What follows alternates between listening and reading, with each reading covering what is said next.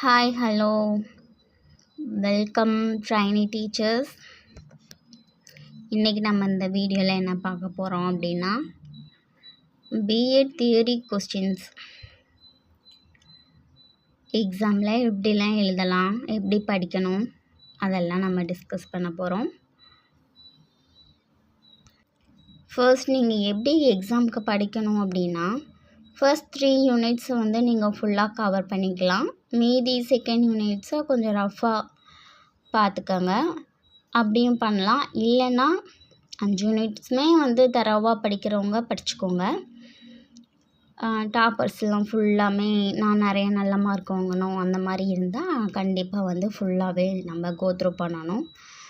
உங்கள் காலேஜில் என்ன நோட்ஸு ப்ரிஃபர் பண்ணுறாங்களோ அதவே நீங்கள் ஃபாலோ பண்ணுங்கள், அதுதான் பெஸ்ட்டு.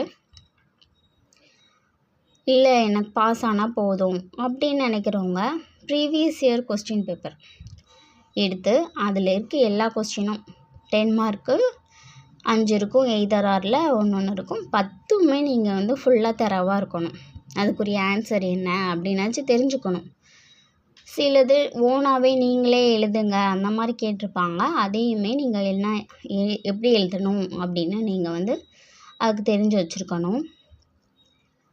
ப்ளஸ் 5 மார்க் கொஸ்டினில் இருக்கிறதையும் வந்துட்டு ஃபுல்லாக அந்த டாபிக் கேட்டிருக்காங்கன்னா அது ஃபுல்லாமே நம்ம வந்து கோத்ரூ பண்ணணும்.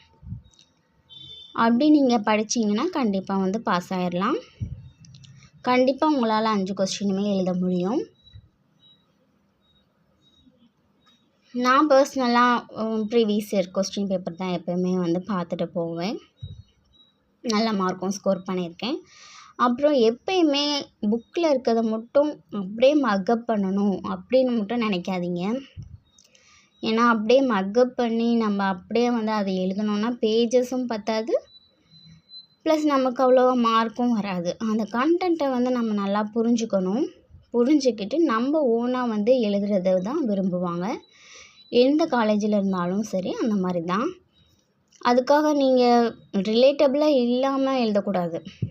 ரிலேட்டடாக அதுக்குரிய ரிலேட்டடாக நீங்கள் புரிஞ்சுக்கிட்டு அதை வச்சு எழுதணும்.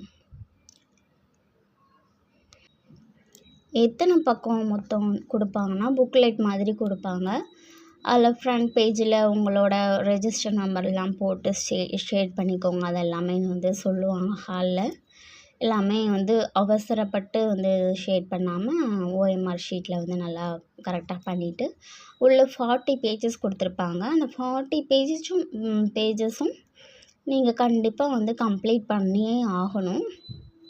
அப்போ தான் உங்களுக்கு கொஞ்சம் மார்க்கு வந்து நிறைய கிடைக்கும். 10 மார்க் கொஸ்டினை பொறுத்தளவு ஒரு 5 பேஜ் பக்கங்கள் சொல்கிறேன். 5 பக்கங்கள்னாலும் மினிமம் எழுதணும். அந்த மாதிரி பார்த்துக்கோங்க. 6 பேஜஸ் ரொம்பவே குட். 5 பேஜஸ் ஆர் 6 பேஜஸ் ரொம்பவே குட். அப்புறம் 5 மார்க் கொஸ்டின் பொறுத்தளவு 2.5 பேஜ் இல்லைன்னா 3 பேஜ் எழுதுனீங்கன்னா உங்களுக்கு நல்லா வந்து பேஜ் வந்து எலாபரேட் ஆகும், மார்க்கும் நல்லா கிடைக்கும். நீங்கள் வந்து அதில் வந்து நல்லா கண்டென்ட் நீங்களே வந்து எழுதுங்க. அப்புறம் லாங்குவேஜ் என்ன சூஸ் பண்ணுறது, தமிழா இங்கிலீஷா அப்படின்னு நிறைய பேருக்கு டவுட் இருக்கும். நம்ம எல்லோரும் யூஜியில் வந்து கட்டாயம் வந்து இங்கிலீஷில் தான் படிச்சிருப்போம், தமிழ் மேஜர் எடுத்தவங்கள தவிர. உங்களுக்கு எது நல்லா வருதோ அதை எடுங்க. இப்போ நீங்கள் ஸ்கூலில் வந்து நீங்கள் தமிழ் படிச்சிருக்கலாம், ஆனால் எனக்கு வந்துட்டு இங்கிலீஷில் வந்து நல்லா தெரியும், நல்லா எல்லா வேர்ட்ஸும் நல்லா தெரியும், நான் நல்லா பில்டு பண்ணி எழுதுவேன், இங்கிலீஷில் சென்டென்ஸ் பில்ட் பண்ணி நல்லா எழுதுவேன் அப்படின்னா இங்கிலீஷ் சூஸ் பண்ணிக்கோங்க. இல்லை எனக்கு தமிழில் வந்துட்டு சில வார்த்தைகள்லாம் வந்து எனக்கு தெரியாது, படிக்க தெரியும், எழுத தெரியும், பேச தெரியும், எல்லாமே தெரியும், ஆனால் சில வார்த்தைகள் வந்து அது ஒரு மாதிரி புதுசாக டிஃப்ரெண்ட்டாக இருக்கும் அப்படின்னு நினைக்கிறவங்க வந்து நீங்கள் இங்கிலீஷ் எடுத்துக்கோங்க. அது உங்களோட ஓன் ஒப்பீனியன் தான், எதுவுமே கட்டாயம் கிடையாது.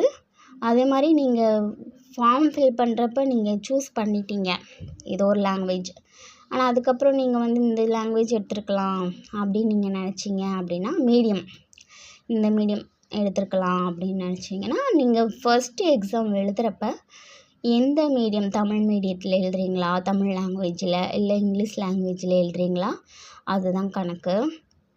ஃபர்ஸ்ட் எக்ஸாம் எதில் எழுதுறீங்களோ அதே தான் அந்த மீதி 4 எக்ஸாமுக்கு எழுதணும். ஃபஸ்ட்டு செம்மில் வந்து எந்த லாங்குவேஜில் எழுதுறீங்களோ அதே தான் மீதி 2 செம்முக்கும் எழுதியாகணும். சரிங்களா? சூஸ் பண்ணுறதுல கவனமாகவே இருங்க. ஏன்னா நிறைய பேர் வந்து தப்பாக சூஸ் பண்ணிவிட்டு தமிழ் சூஸ் பண்ணிட்டோமே, இங்கிலீஷே எனக்கு நல்லா தான் இருந்திருக்கும் அப்படின்னு ஃபீல் பண்ணுவாங்க.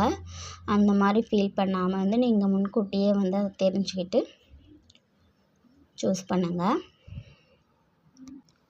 பிஎட்க்கு இம்பார்ட்டண்ட் கொஸ்டின் எல்லாமே நம்ம சேனல்லே வந்து ப்ரொவைட் பண்ணியிருக்கோம், பாருங்கள் அதையும். 1 வேர்டு 5 இருக்கும்.